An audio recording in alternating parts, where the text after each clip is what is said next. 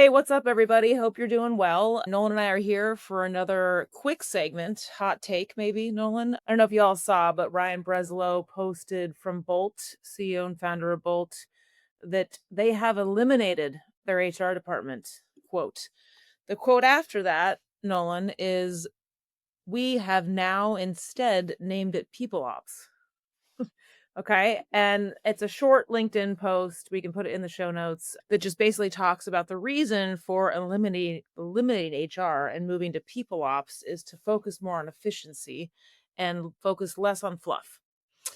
They talk about, escalating for serious employee issues to a superior or a people ops team member, but basically wanting to get rid of the middlemen getting in the way of teammates and their managers. So, would love just to have a few minutes on talking about this, Nolan, and get your take. Yeah, I mean, you got to understand the source first. So Ryan Breslow is a very interesting character. Couple things that people should know about Ryan and Bolt. One thing is that a couple years ago, he went out and made some serious claims on Twitter about like venture capitalists, like high-powered venture capitalists, and how they were working against founders specifically. Another thing is that he left the company and as reported had sold a lot of shares in secondary. Then the company went through some hardships, was like valued significantly less than the last round, and then came back and now he's like operating again. They also did like a 4-day a week work week, and I think they still actually do that today. So he's an interesting character on like the nomenclature. Like I don't really get it at all. Like Google was called people ops, like that's not like anything new. What I do think is interesting is more of some of these comments. And some of the comments is more around what you and I have been talking about, Kelly, which is like completely eliminating HR and now falling like those responsibilities falling under business operations. That is interesting. And I think what I'm hearing from folks and what I'm seeing in these comments is, we just want the operators to be able to make business decisions without anything slowing them down. I get it. That piece I get. So what's your take? Yeah, I mean, one of the comments said, way to say something without really saying anything at all. I have to agree with that. Like, I guess I would love to actually have Riot on because no one likes shitty HR.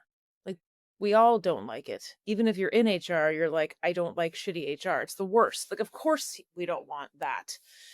I'm not sure that he really has worked with good folks in this arena, Nolan, because I've seen this thing renamed over the years oodles of times. It doesn't really matter what you call it. It matters what you're doing and who's doing it. That's my real take. Even with good HR though, Kelly, like you and I have both been in these meetings and conversations about things that end up like you're talking about it more than it would actually be to just like roll it out and see what happens.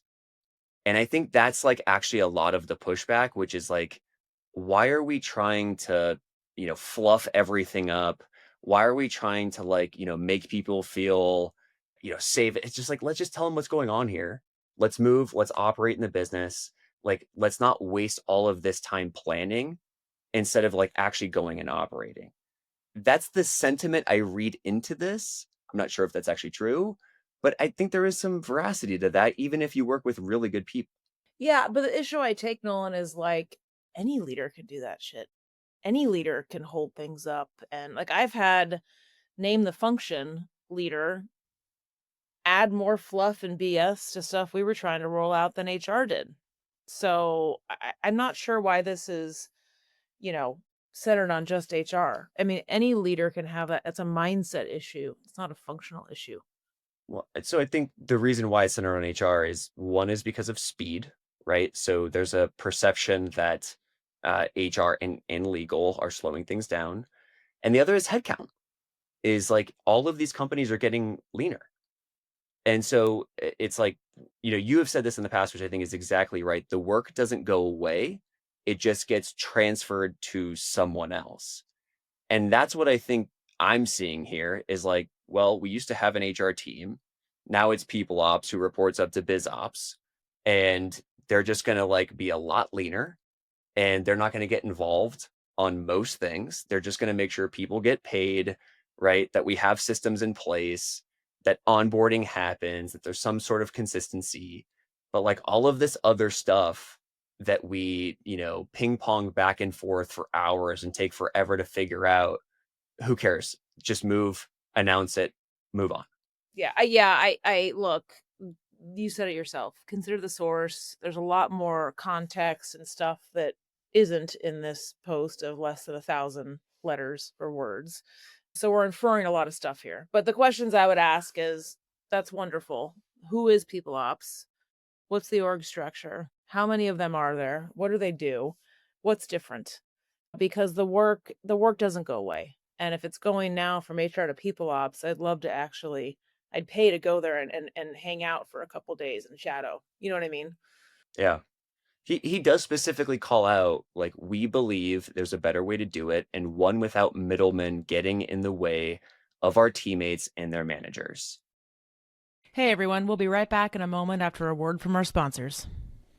Your workforce is your organization's greatest strength and often its largest single expense. But without the right tools, understanding where your workforce spend is going or how it impacts your bottom line can be a challenge. That's where Planful comes in. With Planful, HR and finance teams get the clarity they need to make smarter workforce decisions, gain real-time visibility into workforce fluctuations, forecast with confidence, and adjust talent acquisition plans collaboratively based on costs today and into the future. No more guesswork, just data-driven insights to help you plan with accuracy. And the best part, Planful is fast and easy to implement, so you can be up and running in weeks, not months, with minimal IT support. Plus, as your company grows, Planful grows with you, providing endless runway for strategic workforce planning at any scale. Ready to take your workforce planning to the next level? Join over 1,500 organizations already using Planful. Visit planful.com/heretics to learn more.